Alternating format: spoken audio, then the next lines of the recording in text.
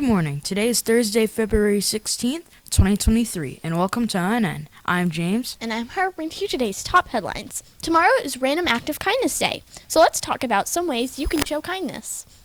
A 6-year-old kid named Jet has been fighting discrimination, and he's had some awesome success. We'll tell you more. But first, let's go to Vera with today's lunch menu.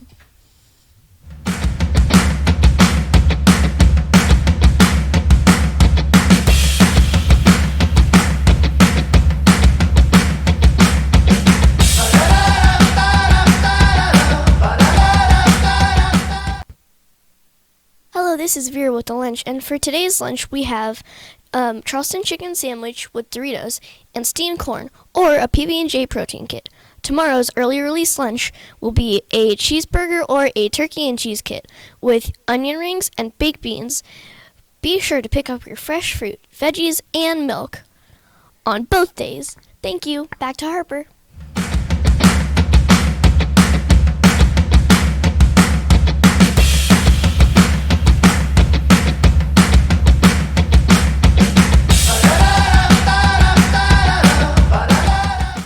Thanks, Vera. Do you ever feel like people these days are just rude? For those of you that wish you could change the world, Random Act of Kindness Day on February 17th is just for you. Here are a few tips how you can get the job done. 1. You can never go wrong with kindness. There can never be too much of it. The idea behind Random Act of Kindness Day is to cultivate feelings of kindness and brighten up someone's day. Every small act of kindness is significant. It may seem like it doesn't accomplish much, but just like the domino effect, one act of kindness can lead to more positive outcomes. Don't hold back from uplifting others with compliments and compassion on this day. Random Acts of Kindness Day was initiated on 1995 in Denver, Colorado by a nonprofit organization called the Random Acts of Kindness Foundation. We can show kindness in lots of different ways, from giving someone a compliment or doing something nice for them. The important part of Random Act of Kindness Day is to say kind things without someone telling you to do it, and without expecting anything in return. You could hold the door for someone or pick up something they dropped. You could offer to clean up even if you didn't make the mess. There are lots of ways to show kindness. What can you think of? Gus Jet Hawkins is 6 years old, but he already has an Illinois law named after him. The law is called the Jet Hawkins Law. It went into effect on January 1st, 2022. The law prevents schools from creating rules based on hairstyles. Many times, the rules have been historically connected with race or ethnicity. In early 2021, what started as excitement over a new braided look for Jet turned into fear. He was only 4 years old at the time, and he thought of his hairstyle as trouble. A call came from Jet's private school. The school said his look broke the hairstyle rule in the student handbook. First, Jet's mom removed the braids. Then, she fought for his son's freedom of expression. Mike Simmons is a state senator in Illinois who also helped by supporting a bill that would prevent rules on hairstyles. The bill was signed into law in August 2021. Jet's law is for schools, but hairstyle discrimination extends beyond schools. Discrimination is when anyone is treated unfairly based on certain traits, such as race or gender. A 2019 study showed many people of color feel mistreated in their workplaces for their hairstyles.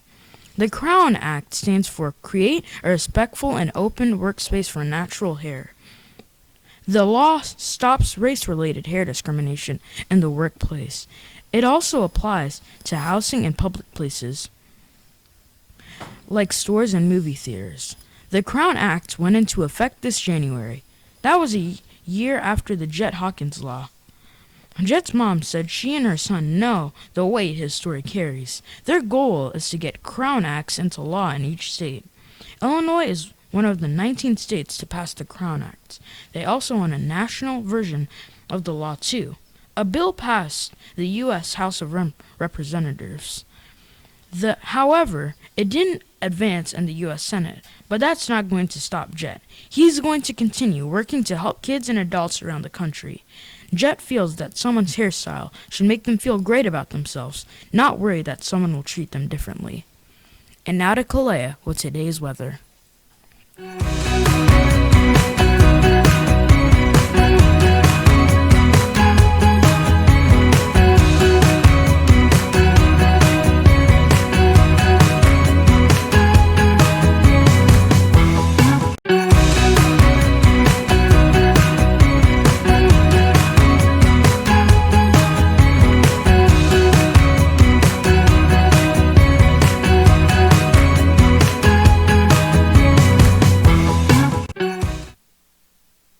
I'm Kalea with today's weather.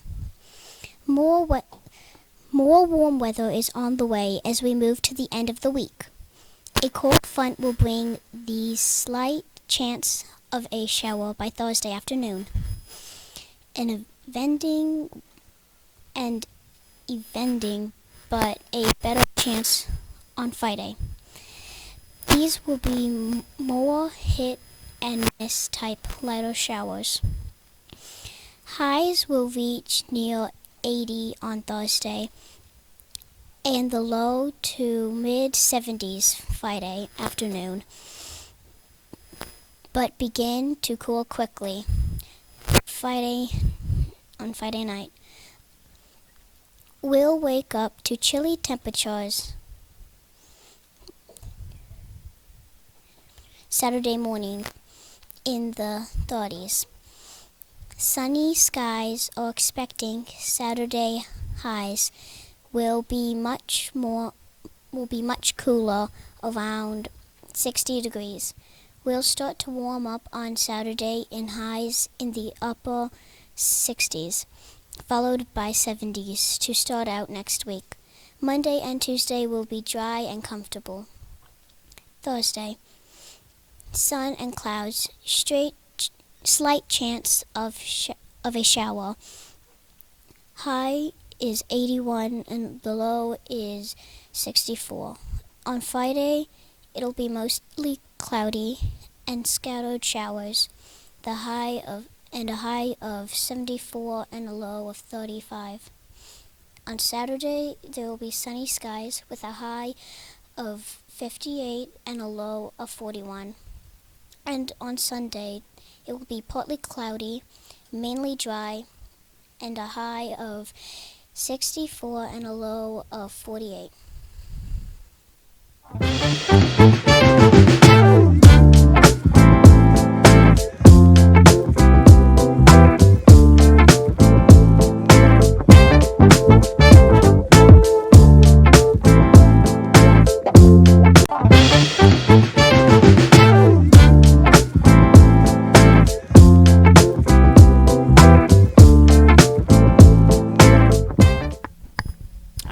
Here's Miss Singleton with my famous co-host. Introduce Hi. yourself. What's your name? My name's Vera. And how are you doing today, Vera?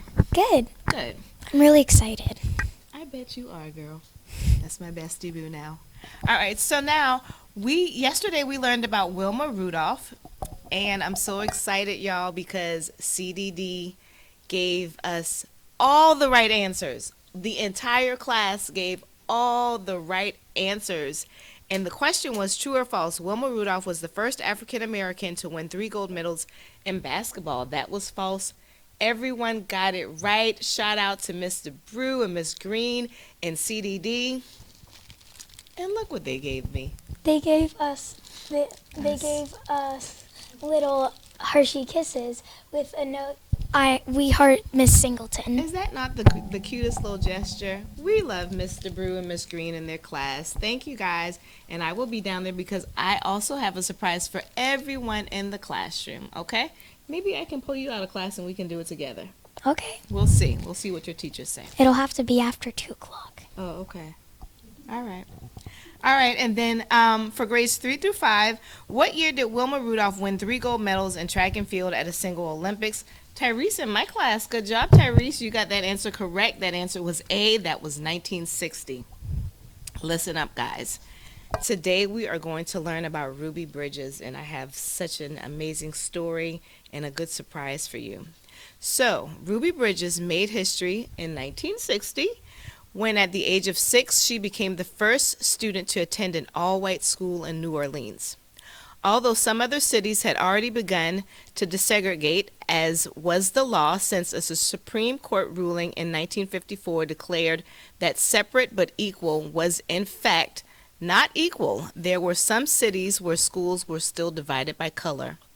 But after an important ruling, the court ordered the schools in New Orleans to be desegregated, and Ruby was selected to be the first black student to attend William Frantz Elementary School. Every step of the way was a challenge. Long before her first day, Ruby had to take an exam even to gain admission to the school, one that was written in such a way that black students were likely to not pass. Her father feared that it might mean that if she passed, it might mean that if she passed, but her mother pushed for Ruby to take it for her sake of a better education. On Ruby's first day, protesters surrounded the school. Ruby had been escorted by her mother and the U.S. Marshals in order to enter. Many parents pulled their children from classes, and several teachers refused to teach a black student. Only one person agreed to teach her, Miss Henry. Miss Henry became Ruby's only confidant and friend. During the fight for civil rights, Ruby became a symbol for the vulnerability of all black Americans faced. Isn't that something, y'all? Ruby Bridges. So for grades CD through 2, true or false, Ruby Bridges became the first student to attend an all-white school in New Orleans. Is that true or false? For grades CD through 2, again, true or false, Ruby Bridges became the first student to attend an all-white school in New Orleans. And then for grades 3 through 5, what was the name of the school Ruby attended? Was it A, William Frantz Elementary? Was it B, Oakland Elementary? Or was it C, Ruby Bridge Elementary? That is very obvious, right? I think that answer is very obvious for grades 3 through 5. Even if you were just partly listening, let me say it again. What was the name of the school that Ruby attended? Was it A, William Frantz Elementary? Was it B, right here at Oakland Elementary? Or was it C, Ruby Bridge Elementary? Now, let me show you this, guys. When you come back to the library, I want you to ask Miss L about this book. It's called The Story of Ruby Bridges. Can we take a look at that? Now, Miss L was super excited because when she found this book, and it tells the story, and it may go into a little bit more detail about the days leading to and what was going on with Ruby Bridges, maybe when she started school there. But at the back of the book is signed by Ruby Bridges herself. Look at that, y'all. And she signed it on March 4th, 1999. That was about 33 years ago, I believe. That must be an old book. It's a very old, it's way before y'all were born. Way before y'all were born. Miss Singleton was only maybe about 5 or 6 herself. And it says, "Keep the faith, bless you, Ruby Bridges." Is that not awesome, y'all? Oh my God, I'm gonna have to check this book out and read it. When you come to the library, make sure you ask Miss L to take a look at this. All right? Look at the history that we have right here at Oakland. This is amazing. I'm so glad that she found this book and we were able to share it with y'all this morning. Co-host, you got anything for me before we end? If you guys enjoyed that story, be sure to drop off your answer in your box. There you go. Your box for your grade. CD through 2, 3 through 5. All right, we'll see you next time. Bye.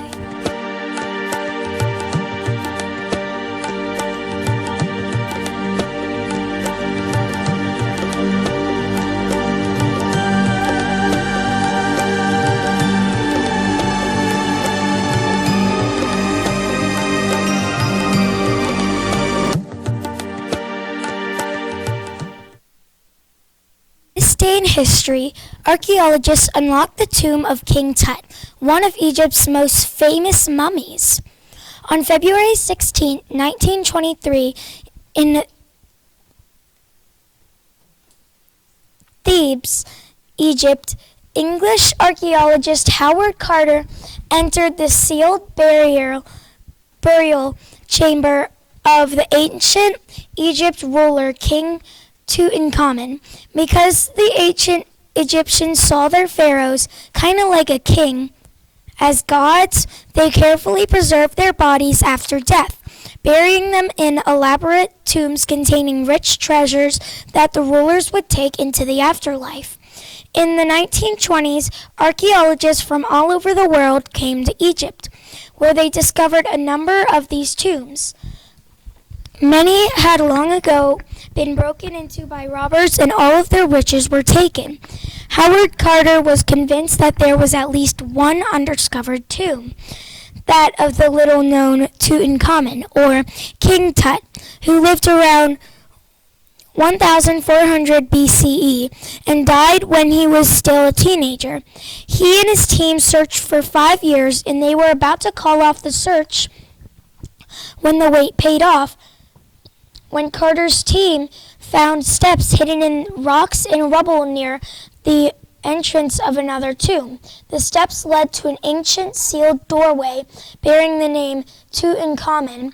When Carter entered the inside rooms of the tomb on November 26, he was so happy to find it almost completely intact, with treasures untouched after more than 3,000 years. The men began exploring the 4 rooms of the tomb, and on February 16, 1923, Carter opened the door to the last chamber. Inside lay a sarcophagus, a burial container, with 3 coffins nested inside one another. The last coffin, made of solid gold, contained the mummified, preserved body of King Tut. Among the riches found in the tomb, golden shrines, jewelry, statues, and a chariot, weapons, clothing. The perfectly preserved mummy was the most valuable, and it was one of the first ever to be discovered. Despite rumors that a curse would befall anyone who disturbed the tomb, the treasures were carefully removed, and included a famous traveling exhibition called The Treasures of Tutankhamun. Even though we know today that these kinds of important finds should stay in their home country, the traveling King Tut allowed a lot of people to learn about mummies in ancient Egypt that might never have learned otherwise. Today you can still see King Tut's mummy and all his treasures in a museum in Cairo, Egypt.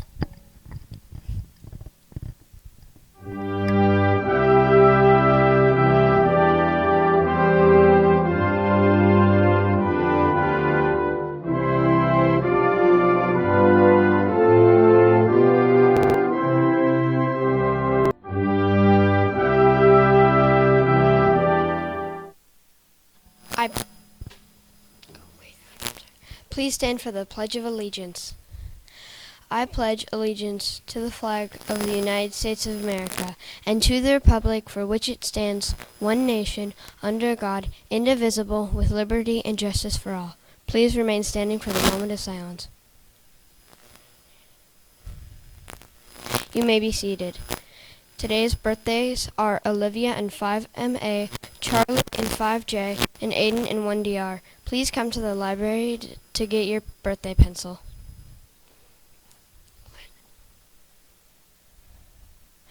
And tomorrow's birthdays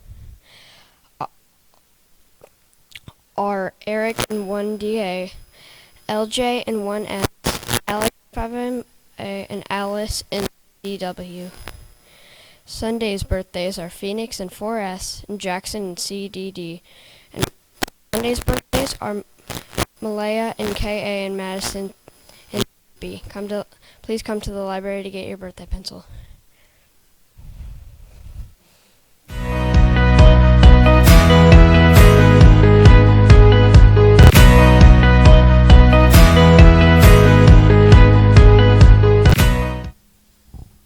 Thank you, Caroline. A new exclusive Benny Bean button arrived in the mail today. We'll announce the winners of this exclusive prize next week. Be sure to log those minutes and complete those activities. There will be no O&N tomorrow, but Singleton session winners will still be called tomorrow. So submit those answers. And with that, I'm James for ONN. Have a wonderful day. I'm Harbor for O&N. Have a wonderful day.